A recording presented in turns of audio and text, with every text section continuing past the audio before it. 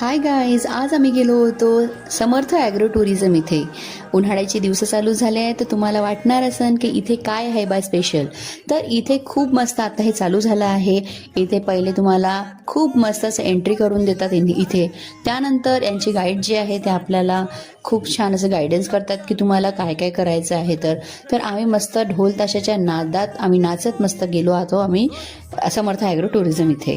त्यानंतर मग आम्ही नाश्ता केला होता. इथे नाश्ता पण इन्क्लूड होतं त्यात. तर तिकीटचं वगैरे मी तुम्हाला सांगणार आहे किती वगैरे तिकीट आहे ते इथली.